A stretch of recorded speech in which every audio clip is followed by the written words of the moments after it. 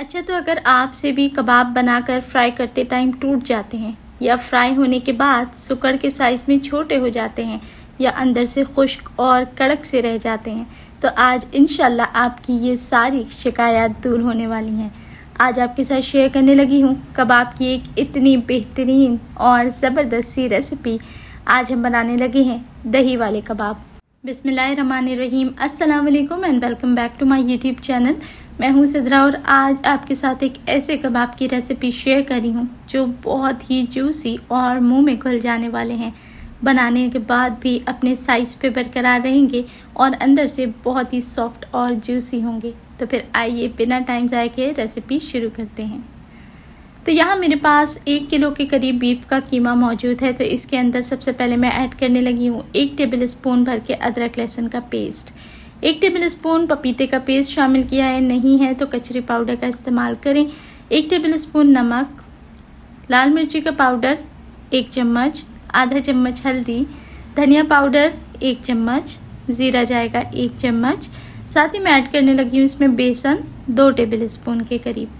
तला हुआ ब्राउन प्याज इस्तेमाल करूँगी मैं 1/4 कप, यानी कि 1 मीडियम साइज़ के प्याज को आपने ब्राउन कर लेना है। बाइंडिंग के लिए इसके अंदर 1 अंडा ऐड करूँगी और अब इसको मैं बिल्कुल फाइन सा चॉपर में ग्राइंड कर लूँगी। क्या है कि इसको पहले मैं बहुत अच्छे तरीके से मिक्स कर लेती हूँ ताकि कीमे के अंदर जितने भी स्पाइसेस हैं वो हर तरफ रच बस जाएँ, और उसके बाद चॉपर में घुमा लूँगी ताकि कीमा एकदम चिकना होकर तैयार हो। तो यहाँ आपको मैं टिप देती चलूँ कि अगर आपने बिल्कुल रसीले मुंह में घुल जाने वाले कबाब बनाने हैं ना, तो आपने पपीते के पेस्ट को बिल्कुल भी मिस नहीं करना।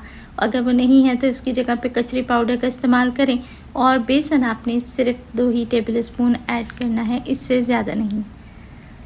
तो यहाँ देखें कीमा मैंने चॉपर में बहुत अच्छे तरीके से घुमा के फाइन कर लिया है। कीमा बिल्कुल चिकना होना चाहिए। अब यहाँ पर जो दही वाले कबाब बना रही हूँ ना, तो वो मैं बहुत बड़े बड़े साइज़ के कबाब नहीं बनाऊँगी। यानी आपने एक बड़े साइज़ का कोफ्ता लेना है, उसी से कबाब बनाना है और एकदम चपटे कबाब नहीं बनाने। थोड़े से आपने मोटे से कबाब ही रखने हैं, एकदम चपटे या बारीक नहीं बनाने। तो यहाँ देखें सारे कबाब मैंने इसी तरीके से बना के तैयार कर लिए हैं। अब इसका दही भी रेडी कर लेते हैं। तो यहाँ आधा कप दही के अंदर मैं ऐड करने लगी हूँ 1 टेबल स्पून कुटी लाल मिर्च यानी दड़ा मिर्च, आधा चम्मच या फिर 1/4 चम्मच ऐड करूँगी काली मिर्ची का पाउडर, आधे से भी थोड़ा सा कम नमक। इसके अलावा जाएगा इसमें धनिया पाउडर 1 टेबल स्पून, फ्लेवर के लिए लहसुन पाउडर शामिल किया है 1 टेबल स्पून।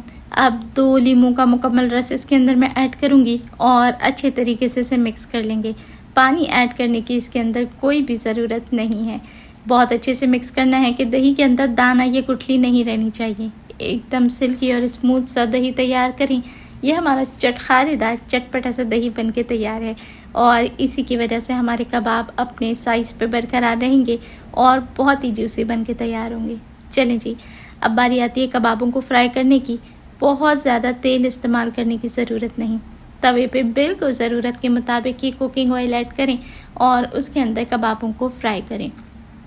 कबाब को आपने बहुत तेज़ आंच या बहुत हल्की आंच पे नहीं, बल्कि सिर्फ दरमियानी आंच पर ही फ्राई करना है।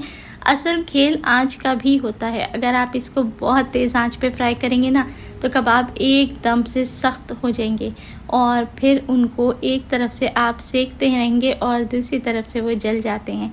तो हमेशा इत्मीनान से मीडियम आंच पे ही फ्राई करें। तो यहाँ देखिए मैंने किसी को भी ओवर फ्राई करके काला नहीं करा है, बस खूबसूरत सा गोल्डन ब्राउन कलर आ जाए और ये दोनों तरफ से अच्छे से सिक जाए, तभी आपने बस इतना ही फ्राई करना है और तवे से उतार लेना है। अब जो बचे हुए कबाब हैं उनको भी मैं इसी तरीके से फ्राई कर लूँगी। तो यहाँ मैं अपने देखने वाले सारे भाइयों से और बहनों से रिक्वेस्ट करूँगी कि अगर वो मेरे चैनल पे पहली बार आए हैं और आपको मुझसे कुछ नया सीखने को मिला, तो मेरे चैनल को सब्सक्राइब लाजमी करें और रेसिपी को लाइक करना बिल्कुल ना भूलें। अब चलते हैं यहाँ पर कबाब फ्राई करने के बाद दूसरे स्टेप की तरफ, जिससे हम कबाबों को इतना जूसी बना देंगे और इतना जायकेदार बना देंगे कि आप हमेशा यही रेसिपी फॉलो करेंगे। फ्राई पैन के अंदर थोड़ा सा कुकिंग ऑयल ऐड करें और फिर जो तेल बचा हुआ था ना जिसमें हमने कबाब फ्राई करे थे, वो भी इसी के अंदर शामिल कर दें। उसको आपने ज़ाया नहीं करना। कबाबों का मुकम्मल जूस और फ्लेवर उसके अंदर मौजूद है। चलें जी, जैसे ही ये हल्का सा गर्म हो, फ्राई किए हुए कबाब इसके अंदर ऐड कर दें और बनाया हुआ दही भी ऊपर से ऐड कर दें।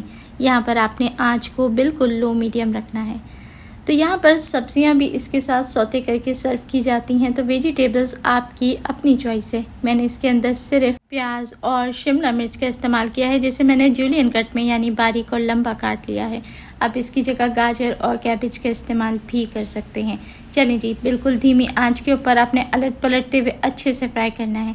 आप देखेंगे कि मैं इसमें बिल्कुल फ्री हैंड ही चम्मच चला रही हूँ और अच्छे से अलट पलट रही हूँ, लेकिन ना ही तो कबाब टूट रहे हैं और ना ही ख़राब हो रहे हैं। और दही इन्होंने अच्छे से पी लिया है, जिसकी वजह से ये बहुत ही जूसी हैं और ना ही सुकड़ रहे हैं। तो बस जब तक कि दही इसमें मुकम्मल तौर पे अच्छे से मिक्स हो जाए और उसका कच्चापन निकल जाए, 1 से 2 मिनट में ही आपने इतना पका लेना है। और उसके बाद गर्मा गर्म मज़ेदार चटखारा कबाब आप सर्व करें। केचप, रायता, चटनियों के साथ सर्व करें। इंशाल्लाह आपके पूरे घर के ये रेसिपी बेइंतहा पसंद आएगी। तो आपको ये रेसिपी कैसी लगी मुझे कमेंट करके ज़रूर बताएं, और अच्छी लगी हो ना तो अपने दोस्तों के साथ शेयर करना बिल्कुल भी ना भूलें। माशाल्लाह से कबाब बहुत ही जूसी बन के तैयार हुए हैं। आप सब ज़रूर ट्राई करें। देखने वाले सभी लोगों का बेहद शुक्रिया।